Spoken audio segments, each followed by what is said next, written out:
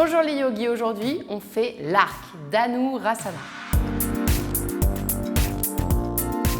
Donc la posture de l'arc, Dhanu c'est l'arc en sanskrit, ça consiste à vraiment étirer le dos, étirer la colonne vertébrale comme une corde que l'on étire vers l'arrière et vers l'avant. On va travailler les bras tendus comme un arc. Alors attention, pas de coude plié, c'est très important dans cette posture. Je vais vous montrer comment bien la faire. Donc vous allez vous allonger sur le sol, vous pouvez partir des quatre pattes et puis glisser comme ça sur le sol. On étire vraiment les jambes vers l'arrière, le menton au sol. On amène les bras le long du corps, on éloigne les épaules, pas d'épaules contractées vers les oreilles, au contraire, très éloignées des oreilles. Là, on est bien, le pubis ici est collé contre le tapis, pensez bien à ça, et les fessiers engagé. Engagé, ça veut dire tonique. Voilà, comme ça protège vos vertèbres lombaires, les vertèbres du bas du dos. Donc, on est comme ça, très grand, très étiré, les épaules vers l'arrière. On n'est pas comme ça, on a vraiment les épaules vers l'arrière. Pensez toujours des petites ailes d'ange aimantées qui se rapprochent, les omoplates se contractent, se rapprochent et vont en direction des fessiers. Les épaules ouvertes, comme ça. On va amener les talons vers les fesses. Et justement, vous voyez, naturellement, pour amener mon talon, j'ai pris ma cheville sur l'extérieur. Si vous prenez la cheville sur l'intérieur, ça va faire une rotation étrange de l'épaule. Donc vraiment, amenez sur l'extérieur. Une fois que vous êtes là, hop, vous collez bien le pubis, je vous le rappelle, les épaules sont ouvertes, les omoplates resserrées.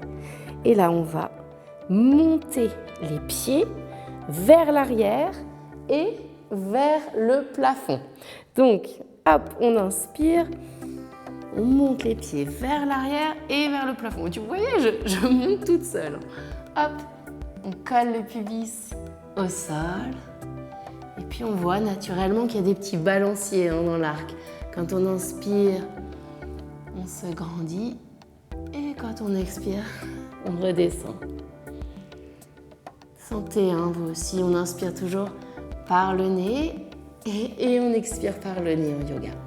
Laissez-vous bercer par vos respirations.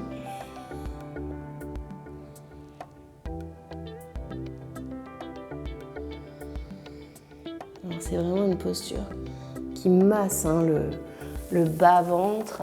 Ça détend tous les organes de digestion. C'est vraiment très agréable. Faites comme moi, faites un petit temps de pause avant de retourner dans votre arc pour étirer votre dos. Je vais vous montrer maintenant tout ce qu'il ne faut pas faire dans l'arc. Alors, il ne faut pas avoir ses épaules complètement raplapla sur le sol. Non. Il ne faut pas avoir tiré sur vos bras. Ça, c'est pas possible, ça ne va pas vous faire monter dans l'arc.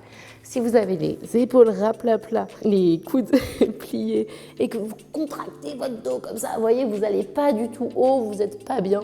Là, vous n'êtes pas du tout dans un arc.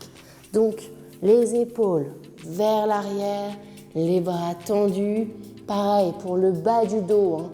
Si vous êtes comme ça, vous tirez sur votre bas du dos, vous allez vous faire mal. Pensez, os ici du pubis plaqué au sol. Vraiment, ça va protéger vos lombaires. On plaque l'os du pubis, on amène les épaules vers l'arrière. Le cœur, il s'ouvre vers l'avant. On fait un bond avec le cœur, on ouvre le cœur. On libère les émotions dans l'arc, bien sûr.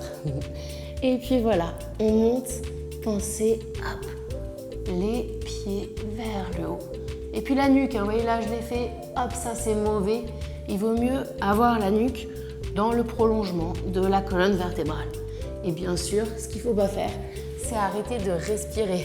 Pensez toujours à respirer. Sinon, c'est de la gym, c'est pas du yoga. Donc, entraînez-vous pour faire Dhanurasana, cet arc. Ça va vous faire vraiment beaucoup de bien. Ça va vous dynamiser, ça va détendre votre ventre et étirer votre dos. Bien sûr, si vous avez des hernies discales, si vous êtes enceinte ou si vous avez une inflammation au niveau du système digestif, ne faites pas l'arc.